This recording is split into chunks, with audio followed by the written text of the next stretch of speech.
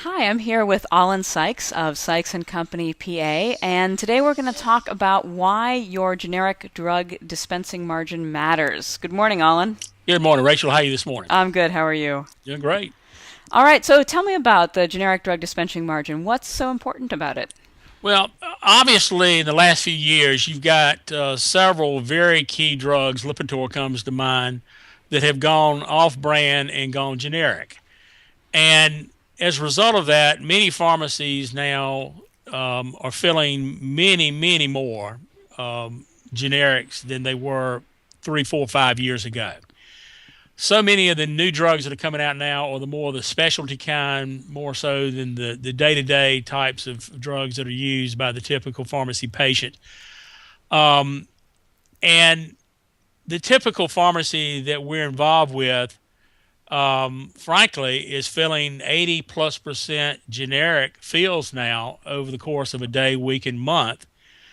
And because such a huge percentage of the fills are generic, it is critical that the pharmacy and the pharmacists that are in charge of the dispensing understand what their margins are with these generics, because the gross dollar revenue situation has changed dramatically as a result of key drugs coming off brand and going generic. I like to give the example of the Lipitor. I take 10 milligrams of Lipitor, the only thing that I take, and it used to cost me like $175 for a 30-day supply. And now it's come down to 15, 12, 15 bucks for a 30-day supply. So, but when I was paying 175 bucks, my local pharmacist was probably getting a 6% gross margin on that brand. And on that generic, he should be getting between 55 to 60% on that generic for that $15 pay that I provide to him. So, while gross dollars in revenue for pharmacies have dropped precipitously over the last 24 months in particular, even though scripts maybe have stayed about flat, even with mail order out there, um, the again, if the typical pharmacy is filling that 80% plus generic fill rate, if his margin there is not where it needs to be, and I happen actually looking at one right here in front of me on the screen for the month of August, and this guy's margin was only 44.5% for the month, and he filled like 82% generics for the month. And frankly, that's about 10 percentage points under what we're seeing in most pharmacies across the country. And you might think, well, shoot, it's just a $12, $15 generic.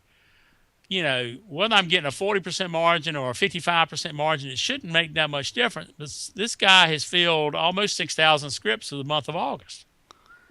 And when you start taking that times 80 some odd percent times these margin percentages, it makes a tremendous difference in terms of dollar margins that are picked up at that gross margin level in a pharmacy. And I just continue to tell a lot of our pharmacy clients that some of our more successful pharmacies are actually pushing upwards towards 90% generic fills now. And actually, I ran into one the other day that was only like 68, 70%. And we had a long conversation about why it was so critical. And frankly, he didn't realize why it was so critical to him. And he was a very, very large multi-million dollar pharmacy. But these are issues that are very critical that they've got to understand. And if they don't dig down on these dispensing summaries or these audit logs that they can get from their systems daily, or from some of the other data analytics they can get from some other third-party programs that are out there, they're really missing a boat here if they're not getting this data. So, Alan, for those of us who aren't math savvy enough to do the numbers in our head, can you walk me through that example a little more closely with the Lipitor? Because I think, when you say 6% versus 55%, but then you see the difference between the brand price versus the generic price, walk me through the difference in terms of money coming into the pharmacy. Well, let's just use $150 on that Lipitor to make it easy. And if he was getting 6% brand margin, he's getting $9 margin on that script. Now, he may have been receiving some additional rebates on top of that. Maybe so, maybe not. But that's a factor we can't count on. So if he's charging me $15 now for that same script, he's got a 60% margin. He's got $9 in gross margin dollars, right? Mm-hmm. So he's getting the same gross margin dollars. His sales have gone from 150 to $15. So he wonders why his gross revenue has fallen. He wonders why, and he's concerned firstly when he sees his gross revenue down, why he has so much of a downward flow in that percentage. And Lipitor was the number one. I think it's probably still the number one prescribed drug that's out there. But his gross revenue falls dramatically. If he's not pricing his gross margin on the generic correctly, he's actually losing dollars there. And if he's 85% generic, he's got a potentially huge difference in his gross margin dollars to apply against his general and administrative costs before he determines what his net profit is before tax. So that's why that's such a key metric here in understanding why it's important to have the margins that you need to. So if I'm only at 40% margin on that $15 generic, that's $6. If I'm in a 60% margin, that's $9. That's a $3 difference. And if I'm filling 5,000 scripts times $3 difference, that's $15,000 per month. That's a huge bottom line difference. Right, because that's what is it, about $180,000 a year Yes, when it you is. start to max that out. So it sounds like one of the big differences is there's a lot more flexibility with the generics. I think we talked about a product in one of our previous sessions that helps pharmacists understand if they're pricing their generics appropriately to the Correct. pharmacies around them. Correct. Correct. So, even going up $1 in price, that's going to make a bigger difference if you have a larger margin. There's no question about that. And, these are the kinds of metrics that need to be reviewed daily from their dispensing summary, from the data analytics that are available, from programs like MedVisi that are out there, or from MedVisi is the one that comes to mind. But there's information. You think about this. With the script systems at the counters of all these pharmacies and the data that's collected through these systems, and the analyzation of that data that can occur with the right software to be able to get down to these fine-tuned points here to see why every little script counts, why every 5 or 10% margin difference makes on a generic, it's critical. It's absolutely critical for the ongoing profitability of that pharmacy. And again, with the general pharmacy on the street that has a typical out front, selling aspirin and Advil, or whatever the case may be,